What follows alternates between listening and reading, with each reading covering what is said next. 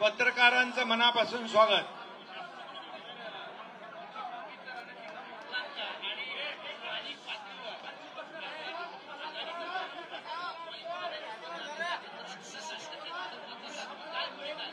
खरं म्हणजे आता सर्व प्रमुख मराठवाड्यातल्या पदाधिकाऱ्यांच्या बरोबर संवाद होता आणि येणाऱ्या स्थानिक स्वराज्य संस्था जसं लोकसभा जिंकली, विधानसभा जिंकली, तसं स्थानिक स्वराज्य संस्था देखील महायुती जिंकेल अशा प्रकारचा विश्वास आमच्या महायुतीने केलेल्या कामाच्या जोरावर या ठिकाणी कार्यकर्त्यांना सांगितलेलं आहे।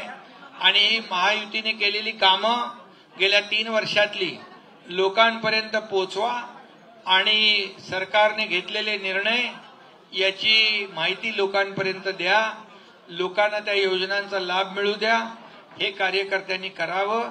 आणि त्याचबरोबर निवडणुकींच्या बाबतीमध्ये निवडणुका डोळ्यासमोर ठेवून आम्ही कुठलाही निर्णय घेत नाही आणि निवडणुकांसाठी आम्हाला कुठलीही तयारी करावी लागत नाही, कारण निवडणुका असू द्या नसू द्या शिवसेनेचं काम वर्षाचे 12 महिने 365 दिवस सुरू असतं आणि म्हणून महायुतीला या निवडणुकांची कुठलीही चिंता नाही, कारण केलेली कामं लोकांसमोर आहेत। या महाराष्ट्रातली जनता केलेल्या कामाची पोचपावती देते, हे विधानसभेमध्ये आपण पाहिलेलं आहे। 232 एवढा लँडस्लाइड मॅन्डेट विजय या महायुतीला विधानसभेत मिळालेला आहे, त्यामुळे त्याचीच पुनरावृत्ती या ठिकाणी या निवडणुकांमध्ये होणार आहे। आणि एवढे हेही मी सांगतो आपल्याला की जे लोक लोकसभेमध्ये ज्यांना तुम्ही विचारणार का मी सांगून टाकू, लोकसभेमध्ये ज्यांना यश मिळालं तेव्हा ते निवडणूक आयोगावर काही बोलले नाही, ईव्हीएम वर काही बोलले नाही, वोट चोरीवर काय बोलले नाही, परंतु आता मात्र ते तुमचाच प्रश्नाचं उत्तरही मी देतो, आता मात्र या निवडणुकांमध्ये स्थानिक स्वराज्य संस्था विधानसभेच्या निवडणुका झाल्यानंतर वोट चोरी मत चोरी असं व्हायला लागले आणि मतांची चोरी झाली, ईव्हीएम मशीन, मतदार याद्या या सगळ्या ज्या काय त्याच्यावर आक्षेप घेऊ लागले। आणि म्हणून मी त्यांना एवढंच सांगतो, जे काही बोलताय हा मतदारांचा अपमान आहे। आमच्या लाडक्या बहिणींनी मतदान आम्हाला केलंय त्यांचा अपमान आहे, शेतकऱ्यांनी आम्हाला मतदान केलंय त्यांचा अपमान आहे, लाडक्या भावांनी मतदान केलंय त्यांचा अपमान आहे, वारकरी कष्टकरी सगळ्यांनीच आम्हाला मतदान केलंय त्यांचा अपमान, या महाराष्ट्रात तमाम मतदारांचा अपमान ते करतायत। आणि म्हणून येणाऱ्या स्थानिक स्वराज्य संस्थांमध्ये मतदार या सर्व लोकांना धडा शिकवतील, कारण त्यांनी केलेल्या मतदानाचा अपमान ते करतायत।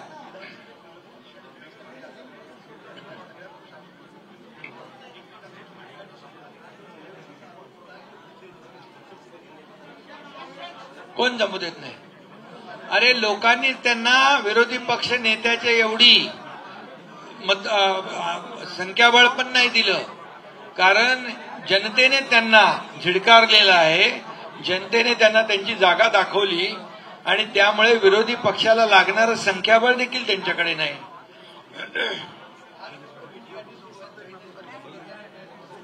कुठं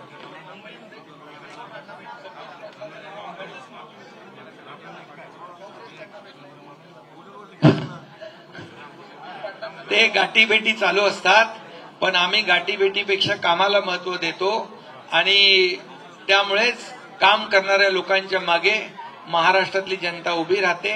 या स्थानिक स्वराज्य संस्थांमध्ये देखील काम करणारे निर्णय घेणाऱ्या लोकांच्याच पाठीशी या महाराष्ट्रातली जनता उभी राहील।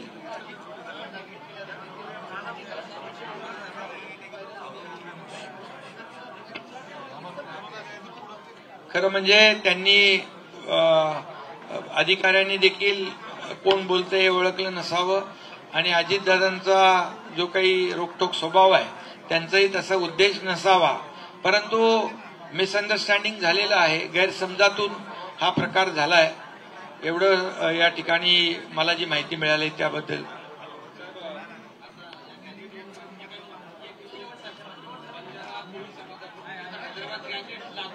मागणी होती आहे आणि दुसरीकडे जरांगे असं म्हणतात की 17 सप्टेंबरपर्यंत सर्टिफिकेट वाटप केलं नाही तर बघा, हैदराबाद गॅझेट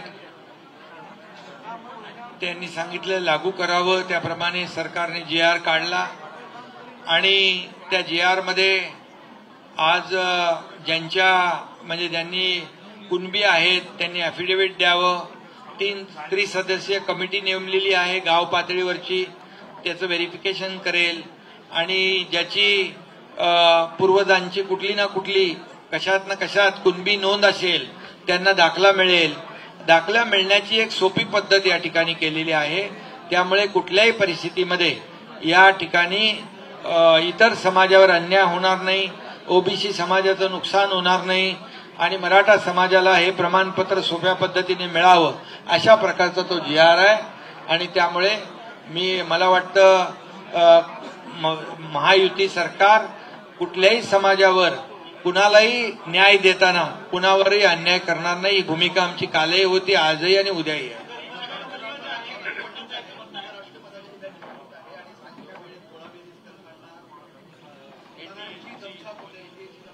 कुणाची? अरे बाबा, आमच्याकडे पूर्ण बहुमत आहे आणि तुम्हाला उद्या मतदान झाल्यावर कळेल की आमचे जे उमेदवार आहेत NDAचे राधाकृष्णनजी यांना पूर्ण बहुमत या निवडणुकीमध्ये मिळेल आणि हे उद्या आपल्याला कळेल. त्यांचा पूर्ण अतिशय मोठा विजय, दणदणीत विजय उद्या आपल्याला संध्याकाळी पाहायला मिळेल.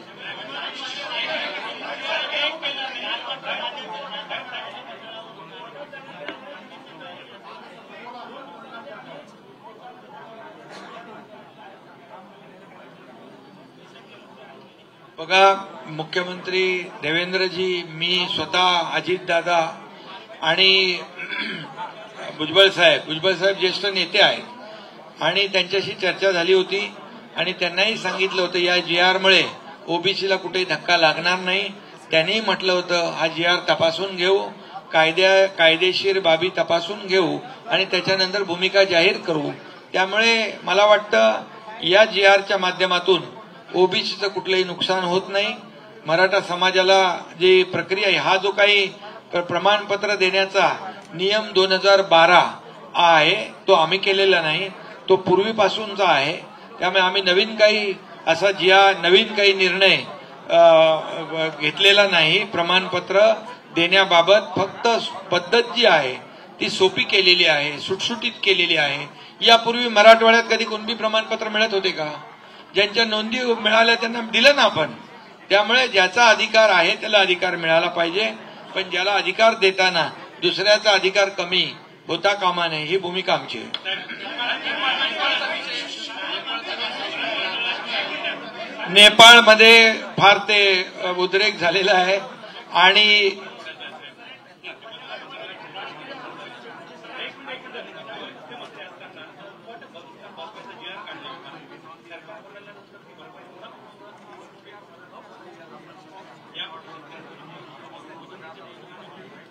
मदतीचे पंचनामे करण्याच्या सूचना दिलेल्या आहेत. जिथं पंचनामे झाले नसतील तिथं तात्काळ पंचनामे होतील.